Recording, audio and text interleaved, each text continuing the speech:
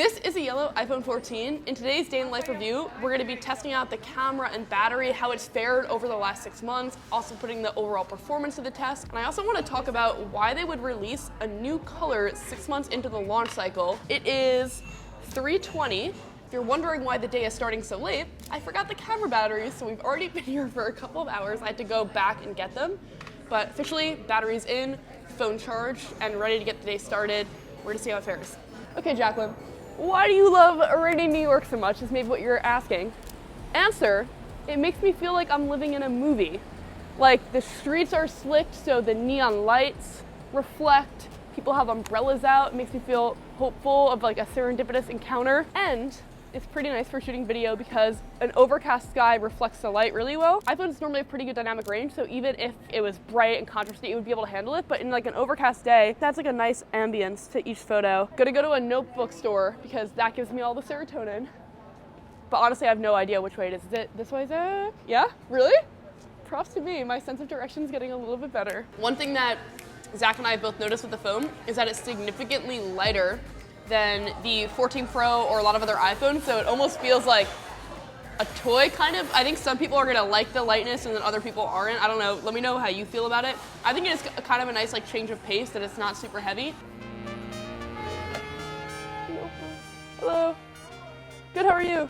In the store right now, as I'm trying to take photos, one of the things that I'm noticing is like, it actually kind of sucks not to have a telephoto lens because you're completely limited by either like the 0.5 ultra wide, which I think is more important than a telephoto, or 1x. So I'm glad that the ultra wide is here, but not having telephoto means that at maximum you can zoom in 5 times and it's completely digital. And in 2023, when we have phones like the S23, S23 Ultra, which have more, even the 14 Pro, that is something I actually miss. And I find that I use Zoom a lot. And I know a lot of you guys in the last video commented about telephoto, like you use it a lot for like concerts, or if eventually we have kids and we have like a game, like they're playing in soccer and we want to get the shot of that, I do feel like you miss it. 4:02 p.m., phone is at 73%. One of the biggest reasons why I feel like people buy iPhone that's like an intangible for the phone is software and ecosystem. Is the little things like sending voice memos to people, reactions on text messages. I know that outside of the US, iMessage is not really that big of a deal. Inside the US, iMessage really does matter. And with the iPhone 14, you get reliable software updates over the long haul.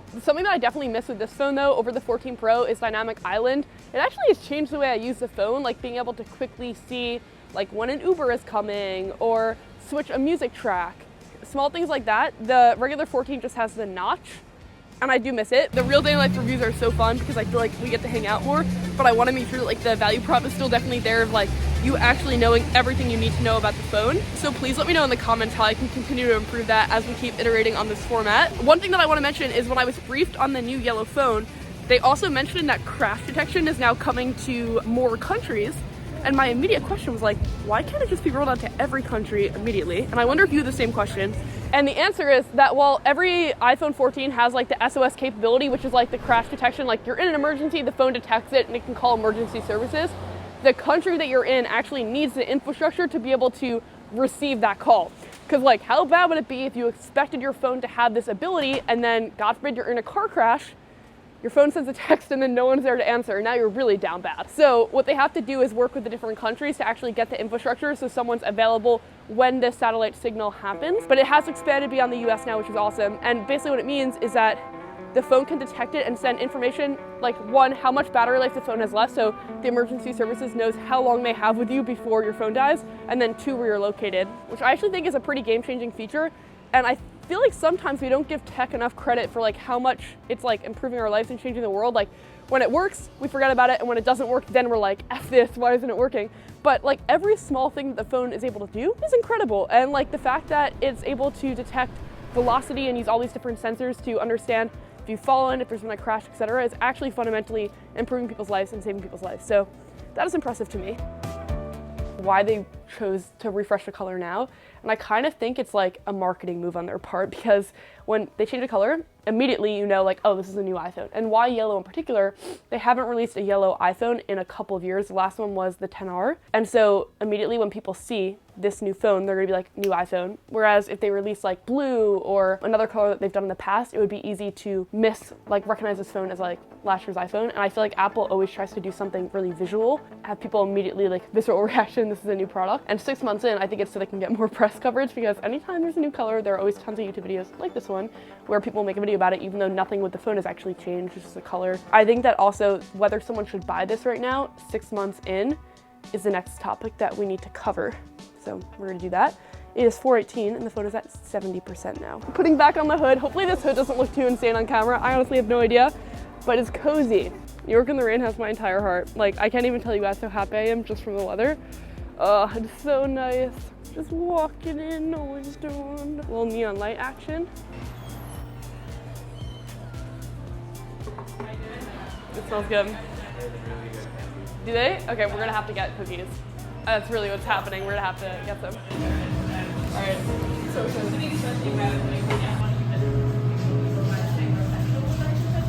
literally flashbacks to my childhood. I feel like all we've done in this video is drink coffee and get food. I promise next video we're gonna do more interesting stuff, but so good. The question of like whether to buy this phone now, I think is such a tough one, because there's always going to be a time where like the next new phone is coming out, and 6 months is kind of the midpoint where you still have an equal amount of time after that you did before. But I would say that if you have like the 13 and it's still working, wait. If you have a much older phone, the iPhone 14 is still an amazing phone. It's really held up over the last 6 months. It has a nice new color now if you care about that type of thing. And I think the main things that you get with it that are like the selling points are consistency, great camera for 1x, ecosystem, a nice build, and a beautiful display. Albeit, there are some things that lacks that other phones have, like zoom, and it still has a pretty big notch. To end this video, I want to tell you about something that I'm afraid of, like one of my tech fears, is going on a website and getting my data stolen or getting my IP address shown, like where I'm actually reading an email from, like for safety reasons, clicking on the wrong link. I don't have faith in myself that I won't do it. And luckily, I don't really have to have faith in myself, because NordVPN has me covered with threat protection coverage, so it can scan things for malware in addition to hiding where you're actually viewing something from. It's a virtual private network. I'm sure you've heard about it before. It's the only one that I've used now for the past couple years. I use it every single day. Could not recommend it more. Genuinely, I freaked out when they wanted to work together, because they're one of my favorite companies for this type of thing. And they've also given me a code that you guys can use, NordVPN/NBT, to get a discount on their plan. There's a 2-year plan with 4 months free. They also have 24/7 customer service, a 30-day money-back guarantee. I feel like when a company has that, I just immediately trust them more. So if you want to check it out, I'll leave a link in the description below, NordVPN/NBT for that discount, and it supports the channel.